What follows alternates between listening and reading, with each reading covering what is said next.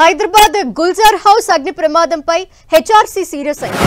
కేసును సుమోటోగా స్వీకరించిన హెచ్ఆర్సీ విచారణకి ఆదేశించింది. భవన భద్రత, విద్యుత్ నిర్వహణ నిబంధనలు ఎందుకు పాటించలేదని హెచ్ఆర్సీ ఆగ్రహం వ్యక్తం చేసింది.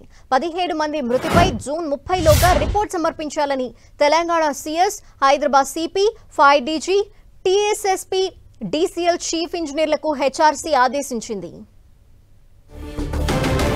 మరిన్ని డీటెయిల్స్ మా ప్రతినిధి కిరణ్ అందిస్తారు. కిరణ్, ధనలక్ష్మి, పాత బస్తీలోని గుల్జార్ లో చోటు చేసుకున్న అగ్ని ప్రమాద ఘటనకు సంబంధించి తెలంగాణ హెచ్ఆర్సీ సీరియస్ అయింది. ఘటనకు సంబంధించి కూడా బాధితులు అనేక ఆరోపణలు చేసిన నేపథ్యంలో వారి ఆరోపణలను నిరూపితంగా చేసుకుని పలు పేపర్లు, మీడియాస్ లో కూడా వార్తలు వచ్చిన నేపథ్యంలో కూడా దీనికి వెంటనే స్పందించాలంటూ ఒక కేసు నమోదు చేసింది. దీనికి సంబంధించి కూడా పలువురు శాఖ అధికారులకు కూడా నోటీసులు జారీ చేయడం జరిగింది. ఈ ఘటనకు సంబంధించి నిన్న సకాలంలో అగ్నిమాపక సిబ్బంది వచ్చినా కానీ క్షతగాతులను తరలించేందుకు ఉపయోగించిన అంబులెన్స్ లో ఆక్సిజన్ మాస్క్ లేకపోవడంతో వాళ్ళు ఆసుపత్రికి తరలించే లోపే చనిపోయారంటూ కూడా అనేక కథనాలు వచ్చిన నేపథ్యం. దీనికి సంబంధించి కూడా భవన నిర్మాణంతో పాటు ఫైర్ సేఫ్టీ వివిధ సంబంధించిన శాఖలకు సంబంధించి కూడా ఎందుకు మీరు నిబంధనలు పాటించలేదంటూ కూడా ప్రశ్నలు లేవనెత్తిన పరిస్థితి కనిపిస్తుంది. దీంతో నిన్నటి ఘటనకు సంబంధించి కూడా 17 మంది చనిపోవడం, ఆ కుటుంబంలో తీరని విషాదం నింపిన నేపథ్యంలో సంబంధిత శాఖ అధికారులు ఆ ఘటనకు సంబంధించి జూన్ 30 లోపల ఒక నివేదిక సమర్పించాలంటూ కూడా ఆదేశాలు చేసి ఘటనకు సంబంధించి ఇప్పటికే